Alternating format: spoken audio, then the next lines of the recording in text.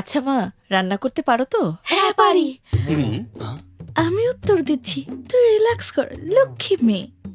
তুমি কিসে পড়াশোনা করেছো? MBA final. আমি শেষ করে ফেলেছি, বিইউআইকে সলিউশনে চাকরি করি এখন। কি রে, বারবার তুই কেন উত্তর দিচ্ছিস? আপনারা আমাকে জিজ্ঞেস করেননি? হ্যাঁ, তোমাকেই করেছি। আমাকেই করেছে। কিরে, মেয়ে পছন্দ হয়েছে? পছন্দ হয়েছে? খুব ভালো। কিরে, তোর পছন্দ হয়েছে? ওর আবার পছন্দ হবার কি আছে? একদম ঠিক, মেয়ের পছন্দের কি আছে, ছেলের পছন্দ হলেই হবে। আমি এমনি ফর্মালিটি করলাম। ড্যাড, ভাই সাহেব, ওরা একটু আলাদা কথা বলে নিক। কোনো সমস্যা নেই, আজকাল তো এসব হওয়াটাই স্বাভাবিক। যাও তোমরা যাও। তুমি দাঁড়াচ্ছ কেন? বসে পড়ো। আরে তুমি না, তুমি ওঠো, তুমি বসো। আপনি ওকে বসতে বলছেন কেন? ওরা দুজন কথা বলবে, তার মাঝে ও গিয়ে কি করবে, তাই আর কি। আসলে আপনাদের ভুল হচ্ছে একটু। কোণে কিন্তু আমি না, ও কোণে। আমি একটা দাওয়াত থেকে ফিরেছি মাত্র, আর আপনারা সবাই বসে আছেন, তাই আর চেঞ্জ করার সময় পাইনি।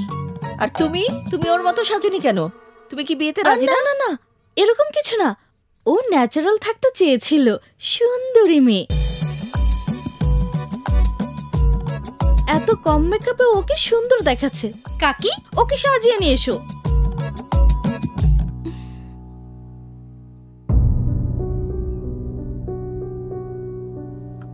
বাই দ্য ওয়ে, আমি ইন্দু।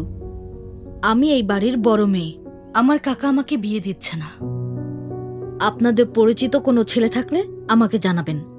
আমার ইমেল আইডি indu.pachipulusu@gmail.com।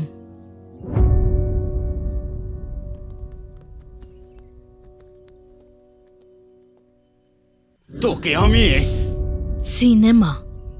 সিনেমা দেখাচ্ছ তাই না?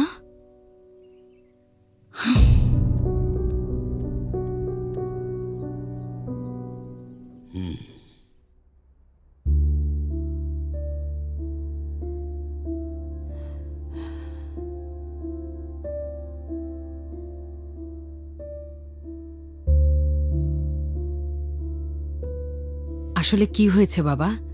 ঋতু কি তোমাকে উল্টাপাল্টা কিছু বলেছে? না, সেরকম কিছু না। আমার কেন জানি মনে হইতাছে এই বিয়েটা ঠিক না।